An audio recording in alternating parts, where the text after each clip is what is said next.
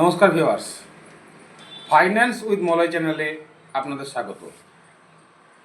আজকে যে কথাগুলি বলছি সেগুলো একটি মন দিয়ে শুনবেন। দেখুন, আমি কোনো সর্বজ্ঞ পণ্ডিত নই, সুতরাং আমার কথাগুলি যে একদম সত্যি সেটাও কোনো বেদবাক্য নয়। আর আমি যে স্টকগুলির কথা বলবো সেগুলি কিন্তু মোটেও কোনো বাই, হোল্ড বা সেল রেকমেন্ডেশন নয়। দেখুন, বাজেট থেকে আমি সত্যি হতাশ হয়েছিলাম মানে কি হয়েছি। রিটেলারদের স্পেকুলেশন কমানোর জন্য আপনি এসটিটি বাড়ালেন। যারা এইচএনআই আছে বা এফআইআই আছে তারা তো হেড ছাড়া তো বাই করে না, তাদের পক্ষে তো খুব মুশকিল হয়ে যাবে ব্যাপারটি।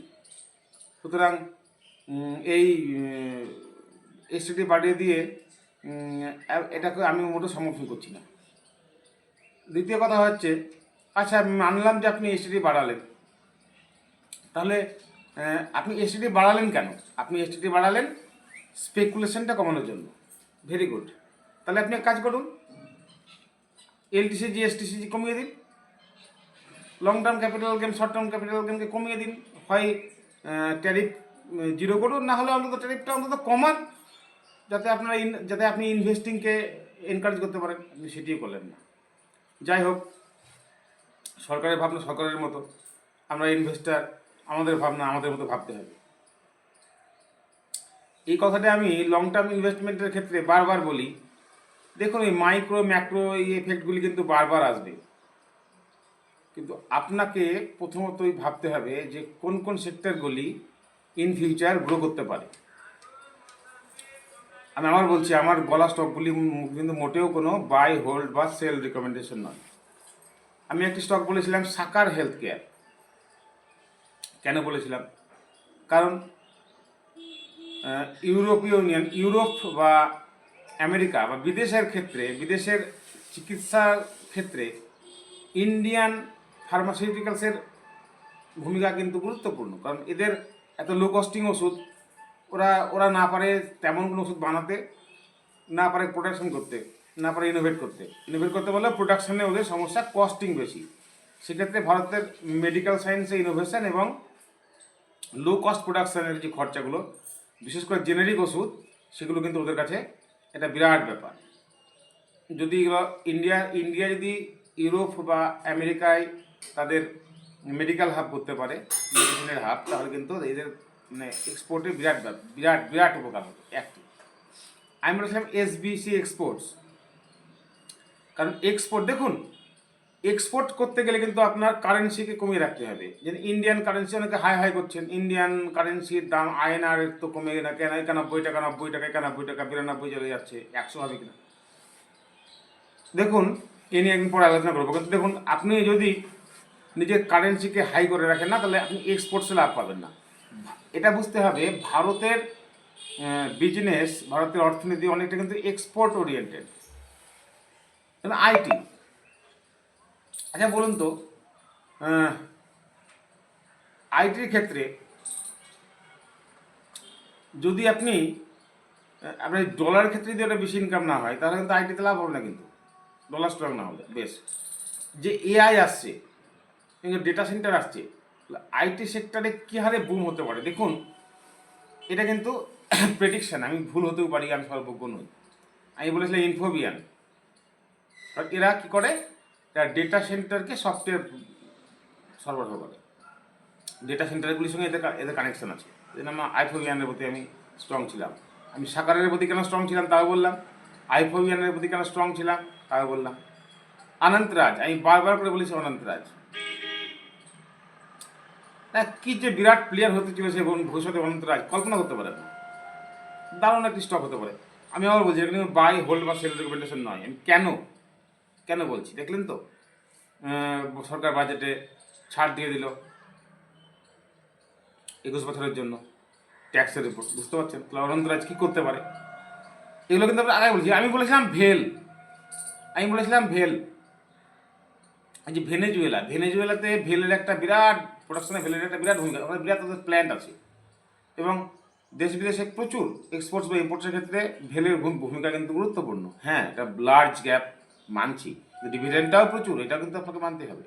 প্লাস প্লাস গ্রোথ প্রসপেক্টাস আছে।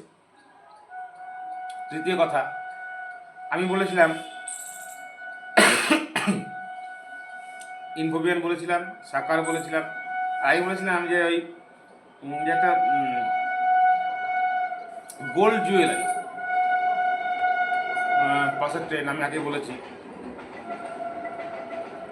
স্টেশনের জন্য একদম আমার অ্যাপার্টমেন্টটি স্টেশনের একদম কাছে। তো যাই হোক, আমি যে জুয়েলারি স্টকের কথা বলেছিলাম, বুঝতে পারছেন এতদিন ট্যারিফের জন্য থেমেছিল। তো আজকে যখন ট্রাম্প বাবু ঘোষণা করে দিয়েছেন, ট্রাম্প চাচা আমাদের, তো এর কী হতে পারে জুয়েলারি সেক্টর ভাবুন একবার।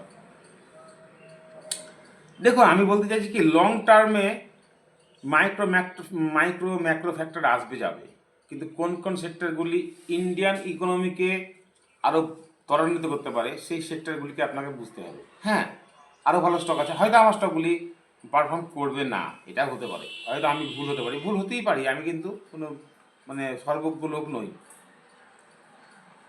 এবার দেখুন, ট্রাম্প চাচা কালকে বলেছেন যে আমরা ওই 50% ট্যাক্স থেকে কমিয়ে 18% করে দিচ্ছি ইন্ডিয়াকে, ইন্ডিয়ার সঙ্গে ট্রেড ডিল হয়ে যাচ্ছে, বুঝতে পারছেন, ইউরোপিয়ান ইউনিয়নের সঙ্গে ট্রেড ডিল হয়ে যাচ্ছে। এতদিন কী হচ্ছিল, আমরা ভয় ছিলাম আমেরিকা চলে গেলে কী হবে, ট্রাম্প তো এরকম বলছে। দেখুন, ট্রাম্প বলছে ট্রাম্পের মতো, ট্রাম্প নিজের ভালো বুঝবে না? আপনার বলুন তো, আপনার দেশ, আপনার অর্থনীতি, আপনি ভালো বোঝার চেষ্টা করবেন না? ট্রাম্প তার নিজের ভালোর জন্য কাজ করছে। কিন্তু মনে রাখবেন, 800 কোটি মানুষের মধ্যে, আমি বারবার বলি, 800 কোটি পৃথিবীর মোট 800 কোটি কাছাকাছি মানুষ, তার মধ্যে প্রায় অলমোস্ট 150 কোটি ইন্ডিয়াকে বাদ দিয়ে ওয়ার্ল্ডের দাদাগিরি চলবে না। ইন্ডিয়া চায়না এর জন্যই কিন্তু বিরাট। আমাদের অর্থনীতির হাল যাই হোক, আমাদের যে বিরাট কম পয়সায় যে শ্রম, যে ধরনের শ্রম, লেবার থেকে শুরু করে ইঞ্জিনিয়ার, ডাক্তার থেকে শুরু করে সায়েন্টিস্ট, একদম ছোটো থেকে বড় পর্যন্ত, আমাদের যে লো কস্টিং যে আমাদের প্রোডাকশন ক্ষমতা, এটা কিন্তু গোটা গোটা বিশ্বের কাছে ঈর্ষণীয়, এটা কিন্তু আপনাকে মানতেই হবে। এডুকেশানে আমরা অনেক এগিয়ে আছি, বিশেষ করে টেকনিক্যাল বিষয়ে আমরা অনেক এগিয়ে আছি। DRDO, ইসরো কী কাজ করছে দেখুন একবার। তো সবসময় নেগেটিভ হওয়ার কিছু নাই, কিছু ভালো আসবে। আজকে সবাই লাভ হবে যে ইউরোপীয় ইউনিয়নের সঙ্গে ট্রেড ডিল হয়ে গেছে, আমেরিকার সঙ্গে ট্রেড ডিল হয়ে গেল, বা আমরা চরম উন্নতি করব, প্রচুর আমাদের প্রফিট হবে। না, এরকম ঝটকা আসতেই থাকবে। দেখুন, কেউ কারো নয়, ট্রাম্পও আমার কেউ নয়, পুতিনও আমার কেউ নয়, ইউরোপীয় ইউনিয়নও আমার কেউ নয়, সকলে নিজের স্বার্থের জন্য লড়ে বেড়াচ্ছে। যার কারো যদি স্বার্থে একটুকু আঘাত লাগে, সে কিন্তু ফিডব্যাক করবে, এটা কিন্তু মনে রাখবেন। সুতরাং শুধু সেই স্টকই বুলিশ থাকুন, সেই স্টকই ভাবুন যে স্টকটি প্রসপেক্টাস আছে, আগামী দিনে আরও এগিয়ে যাওয়ার ক্ষমতা রাখে, এবং ইন্ডিয়ান ইকোনমির উপর ভরসা রাখুন। এই ট্রেড ডিল হবে, কালকে ট্রাম্প চাচা আবার কিছু বলে দেবে, আবার হয়তো ক্র্যাশ আসবে, ভয় পাবেন না। ভালো স্টকে, গ্রোথ স্টকে, যে স্টকের সম্ভাবনাময় স্টকে ইনভেস্টেড থাকুন, নতুন স্টক খুঁজুন, নতুন করে এগিয়ে চলুন সবাই একসঙ্গে গ্রোথ করি, একসঙ্গে এগিয়ে যাই। ভালো থাকবেন, সুস্থ থাকবেন, নমস্কার।